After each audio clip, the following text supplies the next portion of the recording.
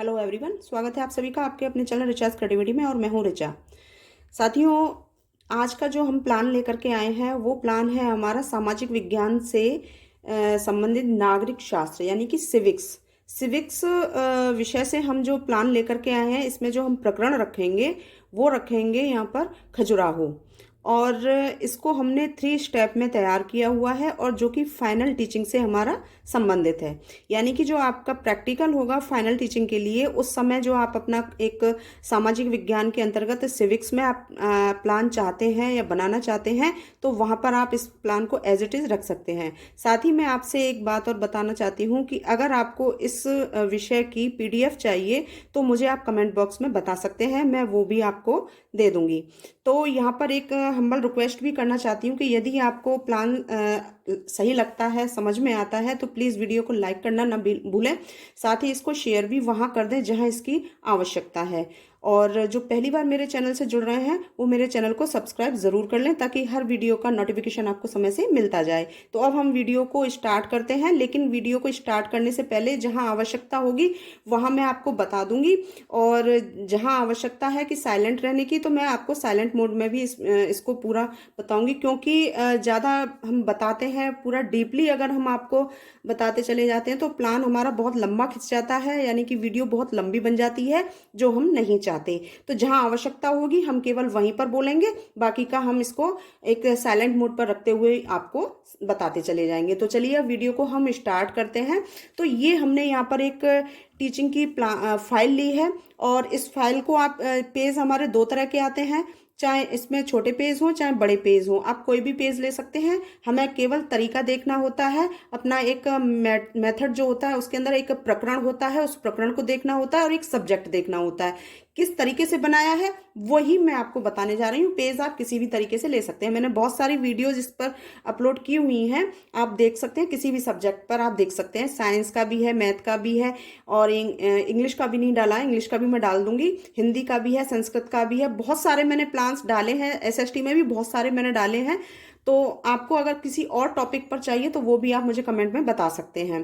तो चलिए अब हम वीडियो को स्टार्ट करते हैं। जैसे कि ये हमने एक फाइल ली है और फाइल के अंदर हमने ये प्लान तैयार किया है। प्लान तैयार करने के लिए हमने यहाँ पर ये इस तरीके से पेज ये लिए हुए हैं। फाइल आपकी कैसी भी हो सकती है, उससे कोई परेशानी नहीं है। आप चाहे इस तरह की फाइल लगाएं, चाहे आपकी ये प्रैक्टिकल फाइल एक और आती है इस तरीके से लगाएं, कोई भी लगाएं।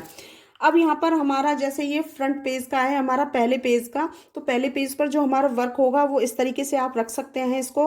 और वैसे तो आपको दिखाई दे रहा है, और बाकी का मैं और वीडियो को नज़दीक ला करके आपको दिखाती चली जाऊंगी। पहले एक बार बता देती हूँ। तो जैसे ये पाठ योजना, एक ही फाइनल टीचिंग में 2 सब्जेक्ट होते हैं, तो दोनों की एक एक ही प्लान तैयार किया जाता है। तो ये एक सामाजिक विज्ञान से संबंधित है, एक अपना कोई भी लैंग्वेज से हो सकता है। तो यहाँ पर नागरिक शास्त्र यानी कि सामाजिक विज्ञान के अंतर्गत नागरिक शास्त्र यानी कि सिविक्स हमने लिया है। यहाँ वो दिनांक आपको डालनी पड़ेगी, वो डेट जिस डेट में आपका प्रैक्टिकल होगा, किस कक्षा को आपको दिया गया है, आपके शिक्षक ने कौन सी आपको क्लास दी है उसको आप यहाँ पर डालेंगे। विषय आपका नागरिक शास्त्र है तो नागरिक शास्त्र डालेंगे, और ब्रैकेट में आप सामाजिक विज्ञान भी रख सकते हैं। और उपविषय यानी कि प्रकरण है हमारा जो भी होता है, तो हमने यहाँ पर खजुराहो लिया है तो यहाँ पर हमने खजुराहो रखा है। ये पीरियड है यानी कि चक्र जो आपको मिला होगा वो डालना है। अवधि इसकी यानी कि ड्यूरेशन जो भी होती है वो 36 मिनट्स की होती है, तो वो हमने यहाँ पर रखा है। विद्यालय का नाम वही डालना है जो आप जिस स्कूल में टीचिंग करने जा रहे हैं, ठीक है। ये तो हो गया हमारा। अब यहाँ पर ये जितना भी वर्क होता है फ्रंट पेज का, उसके विषय के अंतर्गत शिक्षण बिंदु हमारे आएंगे, वो इस कॉलम में आएंगे, तो उसके लिए हमें पूरी लाइन खींच लेनी होती है। ये घटक यानी कंपोनेंट्स होते हैं, कितने घटक हमारे नागरिक शास्त्र के अंतर्गत आने हैं वो हमने यहाँ पर लिखा हुआ है। तो यहाँ पर हमारे 5 घटक हैं, उन सबको हमने लिखा है। आप इसको यहाँ से देख लीजिएगा, मैं अभी ये पूरा बता देती हूँ, फिर आपको ये और नजदीक से दिखाऊंगी। ये सामान्य उद्देश्य हो गए जितने भी कंपोनेंट्स हैं। अब इसमें कुछ विशिष्ट उद्देश्य होते हैं जो कि हमारे टॉपिक से रिलेटेड होते हैं, तो वो किस चीज में है, तो यहाँ पर सभी छात्रों को खजुराहो नामक विषय से परिचित कराना है, क्योंकि यहाँ पर ये प्रकरण हमारा वही आ रहा है, तो विशिष्ट उद्देश्य के अंतर्गत ये आता है। पूर्व ज्ञान वो होता है जो प्री नॉलेज हमारी होती है, यानी कि या तो इसमें बच्चे जानते होंगे, या यहाँ पर 7th क्लास यानी 8th क्लास यहाँ पर प्लान आपने बनाया है, तो यानी कि बच्चे को 7th क्लास की नॉलेज होनी चाहिए। ठीक है। या फिर इसमें जैसे हमारा ये टॉपिक है तो टॉपिक से संबंधित हल्की फुल्की उनको जानकारी होनी चाहिए, तो यहाँ पर हमने सभी छात्र व छात्राएं हैं खजुराहो नामक पाठ की आंशिक जानकारी रखते हैं। ठीक है। और आता है सहायक सामग्री। सहायक सामग्री यानी कि वो जो अपना टीचिंग एड्स होते हैं हमारे, जो कि हम क्लास के अंदर टीचिंग करते टाइम पर यूज करते हैं, उसमें मैंने यहाँ पर केवल चार्ट और मॉडल लिखा है, इत्यादि में वो सारी चीजें हमारी आ जाती हैं। तो ये तो फ्रंट पेज का हमारा रहा। सेकंड पेज का हमारा किस तरीके से आता है मैं ये आपको दिखा देती हूँ। पहले तो मैं इसको थोड़ा सा जूम करके दिखा देती हूँ ताकि और समझ में आपको आ जाए। अब हम वापस अपने सेकंड पेज पर जाते हैं। तो सेकंड पेज पर हमारा जैसे कि ये हमारा फर्स्ट पेज के बाद आता है, और इसमें हमारी इंट्रोडक्शन होता है। हर पाठ योजना के अंदर एक इंट्रोडक्शन जरूर होता है। तो ये इस तरीके से हो गया। इसको मैं थोड़ा अलग से दिखा देती हूँ। इस तरीके से ये देखिए हमारा यहाँ पर ये प्रस्तावना हो गया, और प्रस्तावना के अंतर्गत हमने ये जो क्वेश्चंस लिए हैं, ये क्वेश्चंस हमारे दो तरीके से निकालते हैं हम इसको। पहले एक तो बहुत इजी होना चाहिए, क्योंकि ये हमें आंसर यानी कि टॉपिक जो है ये बच्चों के मुंह से ही निकलवाना होता है, और बच्चों के मुंह से निकलवाने के लिए हमें बहुत ही आसान से क्वेश्चन तैयार करने होते हैं। और उसको अगर हम अदर से लेकर के आएंगे, यानी कि पाठ के अंदर से लेकर के नहीं आते हैं, तो बहुत ही आसानी से हमारी प्रस्तावना निकल जाती है। दूसरा, अगर आपको लगता है कि बहुत ही आसानी से शब्दों के अंदर आप प्रश्न बना सकते हैं, तो आप अपनी पाठ योजना यानी कि जिस टॉपिक को पढ़ा रहे हैं उसी टॉपिक से भी यानी विषय से भी निकाल सकते हैं। तो ये दो तरीके होते हैं। मैंने यहाँ पर जैसे बहुत ही आसान तरीके से लिया है, तो यहाँ पर ये क्वेश्चन आए हैं, मैं इसको आपको एक बोल करके बता देती हूँ, बाकी के आप देख लीजिए। क्रम संख्या का कॉलम हो गया, छात्राध्यापक क्रियाओं का कॉलम हो गया, छात्र क्रियाओं का कॉलम हो गया। ठीक है, इसमें ये तीन ही होते हैं। यहाँ पर प्रश्न हमारे 5 से कम नहीं हो, 5 से हमारे ज्यादा नहीं होने चाहिए। 4 में भी हम बना सकते हैं, लेकिन हम 3 से कम किसी भी हालत में हमारा ये प्रस्तावना नहीं निकलनी चाहिए। तो जैसे पहला प्रश्न है, हम किस देश के निवासी हैं, तो यहाँ पर उत्तर आता है छात्र क्रियाओं वाले कॉलम में भारत के। दूसरा, यही चीज हमारा यानी भारत जो आंसर आया है, यही हमारा सेकंड क्वेश्चन के अंतर्गत आएगा। फिर जो आंसर आएगा फिर थर्ड में आएगा, फिर जो आंसर आएगा फिर फोर्थ में आएगा। तो इस तरीके से हमें ये एक चेन सिस्टम बनाना है, किसका क्रम वाइज हमें रखना है, क्रम संख्या के अनुसार। ठीक है। तो सेकंड क्वेश्चन हमारा आता है जैसे भारत शब्द को इसमें रखते हुए कि भारत की मुख्यतः पहचान किससे होती है। तो भारत की पहचान जो होती है वो यहाँ की सभ्यता व संस्कृति से होती है। फिर अगला क्वेश्चन इसी में से हमें कुछ शब्द लेने हैं। तो जैसे कि तीसरा क्वेश्चन हमारा आता है कि भारत की सभ्यता व संस्कृति के लिए मुख्यतः कौन कौन से राज्य प्रचलित हैं। वैसे तो सारे राज्य प्रचलित हैं, लेकिन बच्चा जब आंसर देगा तो उसमें मुख्यतः हमारे कुछ आंसर आएंगे जिसमें जो नॉर्मली बच्चे के जुबान पर होते हैं, जैसे कि राजस्थान है, मध्य प्रदेश है, उत्तर प्रदेश है, इत्यादि बहुत सारे आ गए। अब इसमें से जैसे मध्य प्रदेश बच्चे ने बोल दिया, तो हमने इसी शब्द को लेते हुए आप 4-5 और लिख सकते हैं, इसमें कोई परेशानी नहीं है। तो यहाँ पर हमने फोर्थ क्वेश्चन बना दिया कि मध्य प्रदेश के छतरपुर जिले में क्या प्रसिद्ध है। अब जैसे कि हमने बताया था पूर्व ज्ञान के अंदर कि बालक को कुछ आंशिक जानकारी होती है, तो वहां पर मध्य प्रदेश के छतरपुर जिले में क्या प्रसिद्ध है, तो वहां पर ये हर कोई जानता है, क्योंकि ये 8th क्लास का प्लान है, तो वहां पर बच्चों को ये थोड़ी सी जानकारी होती है। तो वो आंसर आ जाता है खजुराहो के मंदिर। ठीक है। तो यहाँ पर ये आंसर बच्चे के मुंह से हमने निकलवा लिया। आंसर निकलवाने के बाद हमने इसी चीज को यहाँ पर लास्ट में रखा, समस्यात्मक। खजुराहो के विषय में आप क्या जानते हैं, तो ये हमारा समस्यात्मक हो गया, प्रॉब्लमेटिक, क्योंकि यहाँ पर हमारा पूरा पार्ट ही एक समस्यात्मक बना हुआ है, हमें उसको सॉल्व करना है। तो यहाँ पर हमने उद्देश्य कथन के आधार से लिखा कि आज हम सभी खजुराहो नामक पाठ का अध्ययन करेंगे। अब ये लाइन हमको यहाँ से लेकर फिर खत्म हो जाता है, तो यहाँ से नहीं करनी है, बल्कि हमें इस लाइन पेज तक लेकर के जाना होता है, ताकि ये पेज भी इसी पेज में काउंट हो। आप ये देख भी रहे होंगे, यहाँ पर मैंने डाल रखा है, मैं आपको थोड़ा सा और दिखा देती हूँ। ये एक सेकेंड, ये यहाँ पर पेज नंबर 2, ये भी पेज नंबर 2 है और ये भी पेज नंबर 2 है। तो इस तरीके से यहाँ पर मैंने ये दोनों एक ही नंबर में काउंट किए हुए हैं, क्योंकि इसी का वर्क इसमें आता है, तो ये एक ही नंबर पर काउंट किए जाते हैं। अब जैसे यहाँ पर ये हमने यहाँ समाप्त कर दिया, तो इसी से संबंधित जानकारी हमारी, चाहे वो कुछ भी हो, फोटो हो, चाहे हम लिखित तौर से करें, आप अपने हाथ से भी लिख करके यहाँ पर कोई भी पेस्ट कर सकते हो। तो यहाँ पर ये उसकी पूरी थ्योरी लिखी हुई है, खजुराहो क्या है उसके विषय में पूरी जानकारी यहाँ पर दी हुई है, और उसी वहां से संबंधित एक फोटो भी हमने यहाँ पर लगाया हुआ है। तो ये इसी के अंदर कवर हो गया। तो ये हमारा सेकंड पेज का वर्क हो गया। अब बढ़ते हैं थर्ड पेज का, जहां से हमारा पार्ट स्टार्ट होता है। यहाँ से हमारा ये थर्ड पेज का शुरू हो जाता है। ये थर्ड पेज है, ये फोर्थ पेज है। अब हमें क्या करना है, यानी थर्ड पेज पर भी हमें 3 कॉलम तैयार करने हैं और फोर्थ पेज पर भी 3 कॉलम तैयार करने हैं। अब हमको क्या करना है, जैसे कि ये पहला कॉलम हमारा आता है शिक्षण बिंदु वाला, इसके अंदर हमको छोटा कॉलम तैयार करना होता है और यहाँ से प्रस्तुतिकरण, यानी कि जो भी हम पैराग्राफ ले रहे हैं उसका ये प्रस्तुतिकरण है। तो ये पैराग्राफ हमारा आ गया एक। और प्रथम अनुवृत्ति यानी फर्स्ट स्टेप, आप इसको प्रथम अनुवृत्ति भी लिख सकते हैं, आप इसको प्रथम सोपान भी लिख सकते हैं, आप पहला सोपान भी लिख सकते हैं, या फर्स्ट स्टेप भी लिख सकते हैं। तो मैंने यहाँ पर प्रथम अनुवृत्ति के रूप में रखा है। अब ये चीज हमने जो लिखी है यहाँ पर, इस चीज से अवगत कराने हेतु, यानी कि खजुराहो के इतिहास से परिचित कराना। एग्जामिनर्स क्या है, एग्जामिनर्स तो कभी भी आ सकते हैं, उनका कोई एक टाइम नहीं है कि वो कब आ रहे हैं। हो सकता है हमने ये पढ़ा दिया उसके बाद आए, लेकिन हमने क्या पढ़ाया तो वहां उनकी समझ में केवल कुछ पल के लिए क्या आना चाहिए, तो वो एक प्रभावपूर्ण हमारा जो शिक्षण कार्य होता है वो आना चाहिए। और उसके लिए हम यहाँ पर पहले से ही डिटेल लिख देते हैं उनके लिए कि हमने किस चीज से अभी बच्चों को परिचित कराया था, या करा रहे हैं, या कराएंगे। तो उस चीज को हमने यहाँ पर पहले ही शो कर दिया है। तो जैसे यहाँ पर प्रथम अनुवृत्ति आ गई हमारी, तो ये क्या किस चीज से संबंधित पैराग्राफ है हमारा, कि खजुराहो के इतिहास से परिचित कराना। तो यहाँ पर ये पूरा पैराग्राफ हो गया जिससे संबंधित यहाँ पर खजुराहो में क्या क्या है उस चीज से, उसके इतिहास से हमने यहाँ पर उसको परिचित कराने के लिए पूरा पैराग्राफ लिख किया है।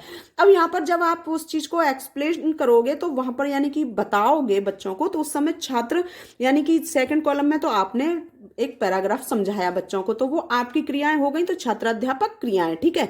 तीसरे कॉलम में छात्र क्रियाएं, क्योंकि जब आप पढ़ाओगे यहाँ पर समझाओगे बच्चों को, तो वहां पर उस समय छात्र और छात्राएं क्या कर रहे होंगे कि सभी छात्र व छात्राएं ध्यानपूर्वक उस चीज को सुन रहे होते हैं, तो हमने यहाँ पर लिख दिया है। तो ये हो गया।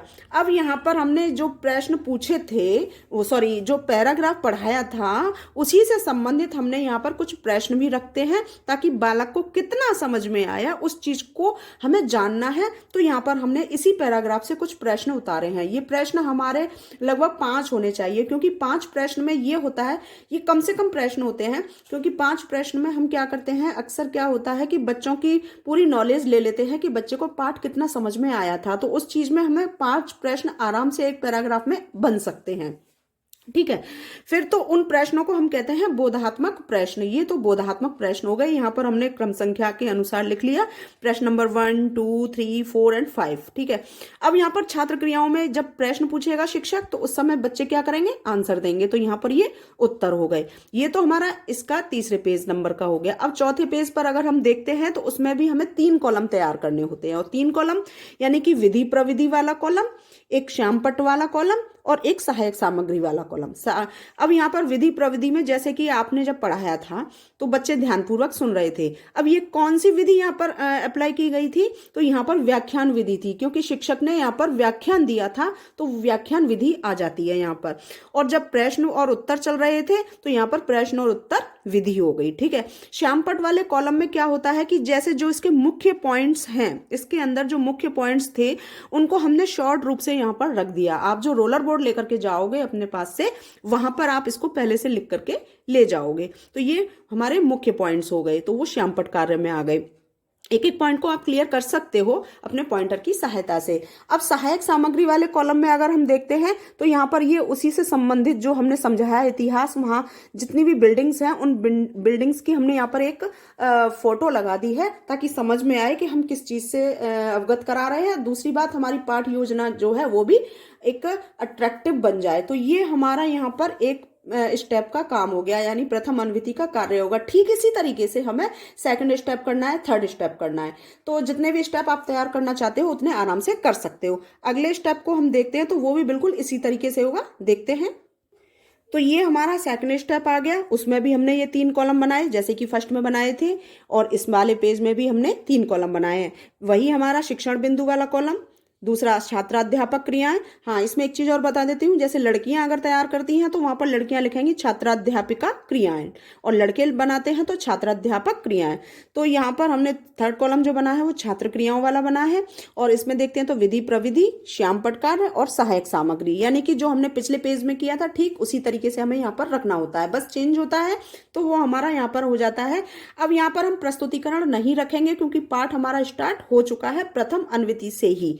अब यहाँ पर हमें केवल द्वितीय अन्विति रखना है और हम यहाँ इस पैराग्राफ में हम किस चीज से अवगत कराना है वो चीज यहाँ पर लिखनी है। जैसे कि भारतीय धरोहर से परिचित कराना, पहले इतिहास से परिचित कराया था, अब भारतीय धरोहर यहाँ पर क्या है तो उस चीज से हम परिचित करा रहे हैं, तो हमने यहाँ पर उस चीज को लिख दिया है। ये एग्जामिनर्स के लिए होता है। और यहाँ पर वही क्रियाएं होंगी जो जो हमने पिछली उसमें की थी। ये इसी से संबंधित प्रश्न आ जाएंगे और ये उसी से संबंधित उत्तर आ जाएंगे। व्याख्यान विधि है क्योंकि ये पैराग्राफ आ गया, और यहाँ पर ये प्रश्न उत्तर विधि है क्योंकि ये प्रश्न और उत्तर हो गए। ये वही हमारे ठीक उसी तरीके से हो जाएंगे जो हमारे शॉर्ट पॉइंट्स हमारे थे जो इसके अंदर निकल करके आते हैं, उनको हमने यहाँ पर रखा हुआ है। और जिस चीज को धरोहर हमारी कौन कौन सी है तो हमने यहाँ पर उसी धरोहर से संबंधित यहाँ पर फोटोज लिए हैं और उसको पेस्ट कर दिया है। तो ये हमारा सेकंड स्टेप जो है यानी द्वितीय अन्विति से संबंधित हो गया। तो ये हमारा द्वितीय अन्विति का हो गया। अब हम तीसरी अन्विति को देखते हैं। ये हमारा थर्ड स्टेप का आ जाता है और थर्ड स्टेप में भी ठीक उसी तरीके से जैसा कि फर्स्ट में आया था और सेकंड में आया था। तो वही शिक्षण बिंदु, छात्र अध्यापक क्रियाएं, छात्र क्रियाएं, विधि प्रविधि, श्यामपट्ट कार्य और सहायक सामग्री। उसमें तृतीय अन्विति हमारा आ जाएगा। 2 स्टेप हमने आपको बता ही दिया है। किस चीज से अवगत करा रहे हैं उस चीज को हमें यहाँ रखना है, यानी कि खजुराहो का काम सूत्र का वैज्ञानिक रूप व खजुराहो नाम की महत्ता से परिचित कराना। तो यहाँ ये उसी से संबंधित पूरा पैराग्राफ हो गया। जब आप समझा रहे हो तो छात्र उसको ध्यानपूर्वक सुन रहे हैं। आपका ये व्याख्यान विधि के अंतर्गत आता है क्योंकि आप उसको बता रहे हो, समझा रहे हो। और यहाँ पर श्यामपट्ट कार्य में वही हमारे शॉर्ट रूप से पॉइंट्स आ जाएंगे जो हमने यहाँ पर रखे हैं, और ये उसी से सहायक सामग्री में जो हमारे एक तस्वीर हम जिस चीज को हम बता रहे हैं उसी चीज को यहाँ पर हमने पेस्ट किया हुआ है। तो ये हो गया। इसी से संबंधित हमारे कुछ प्रश्न और उत्तर चलेंगे, तो ये प्रश्न उत्तर विधि हमारी हो जाती है। तो जैसा हमने फर्स्ट स्टेप में किया वही हमें सेकंड स्टेप में करना है और वही हमें थर्ड स्टेप में करना है। तो आप 3 बनाए या 4 स्टेप बनाए, आप जिस तरीके से बनाना चाहते हैं, जितने भी स्टेप ठीक उसी तरीके से होगा जैसा कि हमने शुरू किया था। तो ये हमने यहाँ पर प्लान जो लिया है वो 3 स्टेप में लिया है। तो यहाँ तक हमें ये कार्य करना होता है। अब हमारा अंतिम वर्क जो आता है वो इस तरीके से है। अंतिम वर्ग का जो हम पढ़े हैं वो ये है कि जो हमने पैराग्राफ पढ़ाए हैं, 3 पैराग्राफ पढ़ाए हैं, तीनों पैराग्राफ से हमने यहाँ पर पुनरावृत्ति प्रश्न यानी कि दोबारा से दोहराने वाले, ताकि बच्चे को कितना समझ में आया उस चीज को देखा जाता है। जिस तरीके से पाठ को हम शुरुआत करते हैं बहुत उत्साह के साथ, उसी तरीके से हमें पाठ का समापन भी करना होता है। तो ठीक उसी तरीके से हमने ये देखा कि अब बच्चे की समझ में तीनों स्टेप हमारे समझ में आए थे अथवा नहीं आए थे, तो उसके लिए हमें यहाँ पर प्रश्न बार बार पूछना होता है। तो ये हमने यहाँ पर ये बनाए हैं 9 क्वेश्चन। आप चाहें तो इसको 12 तक बना सकते हैं, इसमें 8 से कम नहीं होते हैं और 12 से ज्यादा नहीं रखते हैं। तो यहाँ पर हमने ये जो है 9 क्वेश्चन तैयार किए हैं। इसके उत्तर यहाँ पर नहीं लिखना होता, केवल हमें ये सुनकर के तसल्ली करनी होती है कि बच्चे को कितना समझ में आया। तो ये पूरे पुनरावृत्ति प्रश्न के अंतर्गत आ जाता है। और अंत में यहाँ पर एग्जामिनर्स के लिए हम रख देते हैं पर्यवेक्षक की टिप्पणी, तो यदि हो तो ये हमें डालना अवश्य होता है। हालांकि एग्जामिनर्स यहाँ पर कोई टिप्पणी कमेंट नहीं देते हैं, उनके 3 सिग्नेचर होते हैं। 3 एग्जामिनर्स आते हैं प्रैक्टिकल लेने, तो 3 सिग्नेचर होना अत्यंत आवश्यक है, अदरवाइज आपका प्रैक्टिकल मान्य नहीं होता है। तो यहाँ पर 3 सिग्नेचर वो कर देते हैं। अगर आपका कोई एग्जामिनर्स कमेंट कर भी सकते हैं, वो उनकी स्वेच्छा है। या तो आपने बहुत गंदा पढ़ाया तो वो कर सकते हैं, या आपने बहुत अच्छा पढ़ाया है तो वो कमेंट कर सकते हैं। तो इसलिए हमें ये कॉलम बनाना आवश्यक होता है और यहाँ पर सिग्नेचर हमें लिखना होता है। तो जैसा भी आपको बताया था कि जिस तरीके से पाठ की शुरुआत उत्साह के साथ होती है, ठीक उसी तरीके से हमें पाठ का समापन भी करना होता है। तो ये सारी क्रियाएं जो हमारी इसी के अंतर्गत आती हैं। तो इस तरीके से हमने आपको ये पाठ पढ़ाया है अभी, और पूरी पाठ योजना हमारी तैयार हो चुकी है और आशा करती हूँ कि आपको ये समझ में अच्छे से आई भी होगी। और मैं फिर से आपसे कहती हूँ कि अगर आपको पाठ योजना सही लगी है तो आप प्लीज़ लाइक करना बिल्कुल ना भूलें, शेयर करना भी ना भूलें जहां इसकी आवश्यकता है। साथ ही जो पहली बार मेरे चैनल से जुड़ रहे हैं और अगर आपको इसी तरीके से कोई भी वीडियो चाहिए तो वो मेरे चैनल को सब्सक्राइब कर लें और मुझे बताएं। अगर आपको इस प्लान की PDF चाहिए तो वो भी आप मुझे बता सकते हैं कमेंट के माध्यम से, तो मैं आपको PDF भी दूंगी। तो इस तरीके से मैं आपसे फिर से यही अनुरोध करती हूँ कि अगर आपको वीडियो अच्छी लगी है तो प्लीज़ लाइक करना बिल्कुल ना भूलें, शेयर करना भी ना भूलें, और चैनल पर पहली बार आए हैं तो चैनल को सब्सक्राइब जरूर कर लें ताकि हर वीडियो का नोटिफिकेशन आपको समय से मिलता जाए। वीडियो देखने के लिए आपका बहुत बहुत धन्यवाद, आभार, नमस्कार।